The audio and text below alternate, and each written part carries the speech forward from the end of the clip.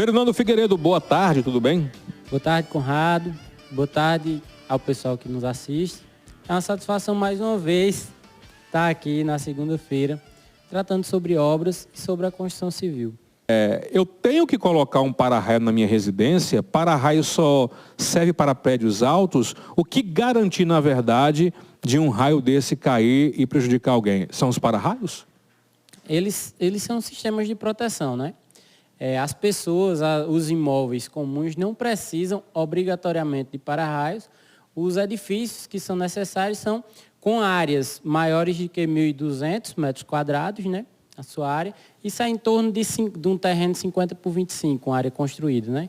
Se enquadra justamente em ambientes públicos, né? Hospitais, escolas, etc. Então, esses ambientes precisam de um sistema de para-raio, que é o SPDA, né?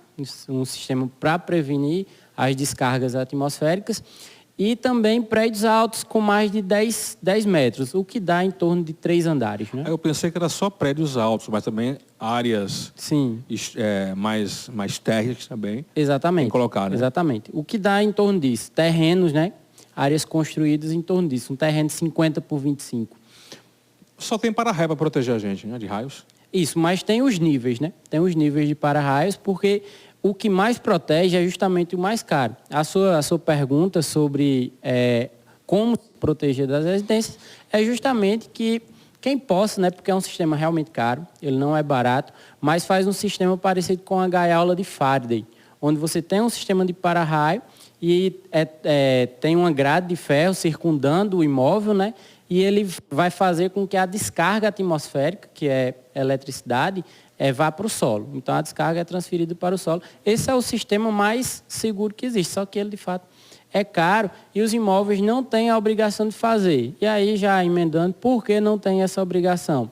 Conrado e o pessoal que nos assiste. Porque os raios, eles são atraídos pelos pontos mais altos, obviamente. Então, se você tem uma árvore mais alta, as demais estão relativamente seguras, porque ele vai ser atraído pelo ponto menos distante. Como ele está em cima, o ponto mais alto aqui na Terra será o mais próximo dele. Assim funciona nas cidades, que os raios serão atraídos pelo ponto mais alto nos municípios, né, que são os prédios.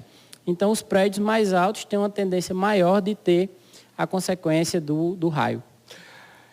É obrigatório, por exemplo, esses prédios acima de 10 metros ter para-raio? Isso, é obrigatório. Mas a questão o pessoal pensa assim, não, coloquei o para-raio, vou deixar lá. Se não fizer manutenção, ele pode não funcionar, né? Exatamente. E quem regulamenta isso? Quem regulamenta é o Corpo de Bombeiros. Então, onde tem esse tipo de edifício, o Corpo de Bombeiro faz a autorização, né, com a regulamentação, assimilar ao que acontece com o projeto de combate a incêndio. E, anualmente, ele emite o alvará, né?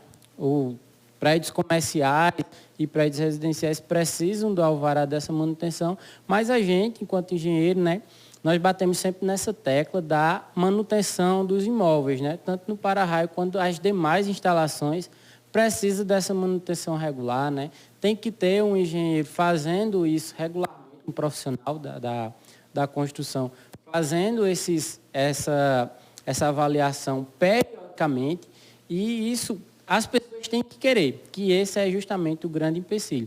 Você estava agora há pouco falando de segurança, né? Essa tragédia que aconteceu, infelizmente, justamente são temas similares, né?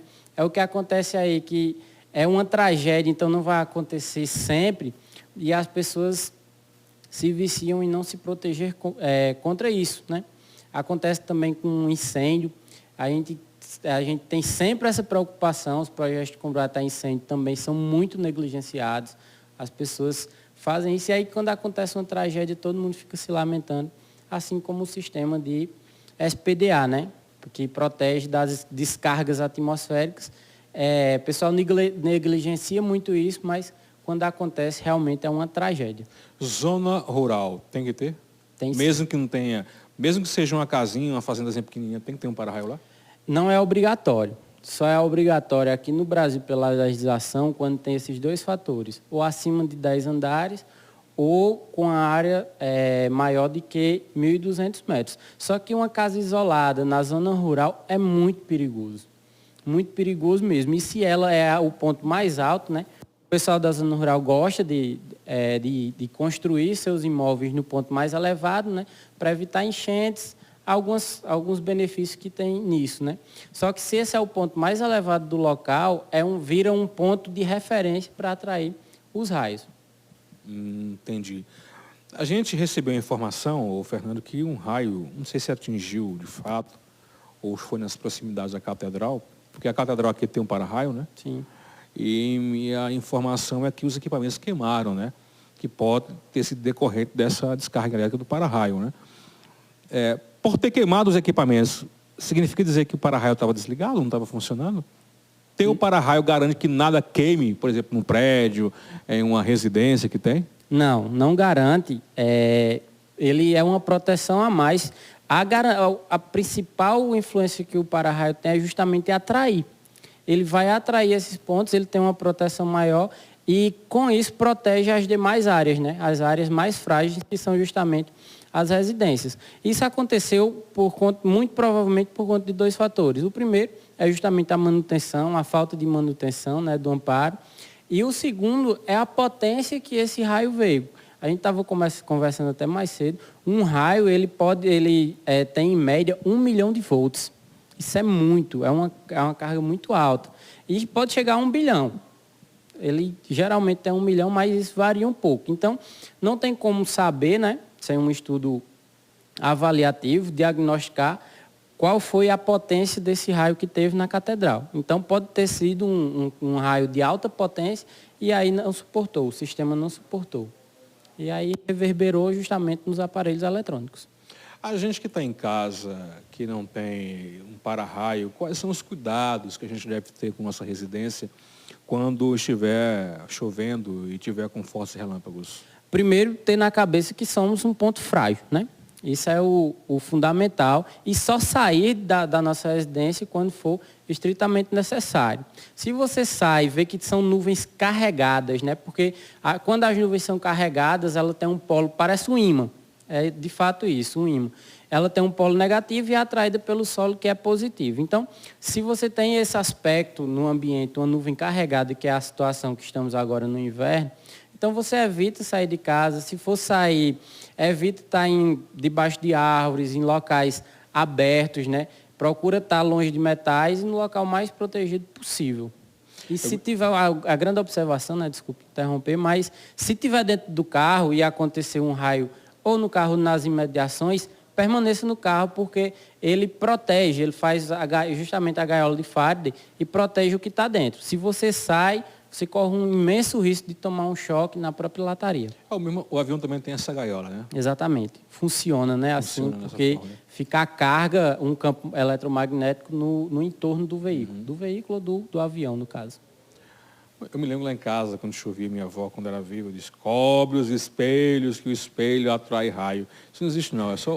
É lenda ou tem alguma veracidade? Os espelhos são metais, né? O vidro só protege o metal do espelho. O espelho, na verdade, é de metal. Então, os metais, eles atraem os raios, né? Mas a fração que isso ocorre é ínfima, né? O raio cai 2 vezes no mesmo lugar? Cai. Cai sim. E esse vira uma frase bem recorrente, né? Mas só para se ter ideia, no Cristo Redentor, não o nosso, né? O nosso aqui, que é tão bonito quanto, mas o do Rio de Janeiro, cai em torno de 6 raios por ano lá nele. Porque ele é alto, é um ponto estratégico lá e atrai os raios para si, né?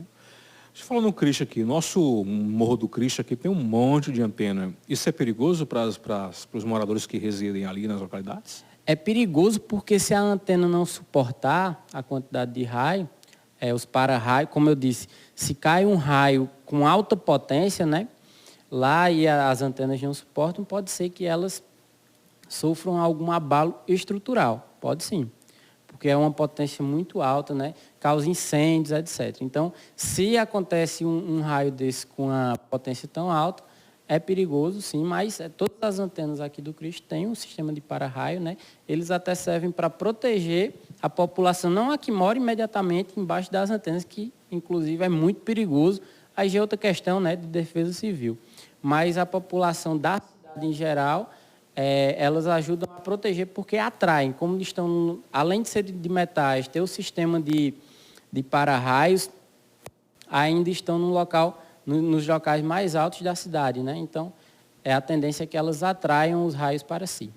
Fernando Figueiredo, obrigado pela sua participação. Algo mais que você queria acrescentar sobre? Eu que agradeço. Só deixar mais uma vez o alerta, né, que o programa e também o Diário do Sertão sempre faz questão de fazer, que é a segurança das pessoas, que se protejam, né? Os raios são sérios. Quem puder, dê uma atenção maior, faça na sua residência o sistema de para-raio, que é um investimento na sua segurança e de sua família. Quem quiser saber mais informações, como encontrar o Fernando? Só me procurar no Instagram, @Fernando Figueiredos, com S no final, e também no YouTube, canal do Fernando Figueiredo, você digita lá e me encontra. Toda semana tem vídeos sobre obras e as histórias dessas obras, né, do Brasil e também do mundo. Obrigado, querido. Eu que agradeço.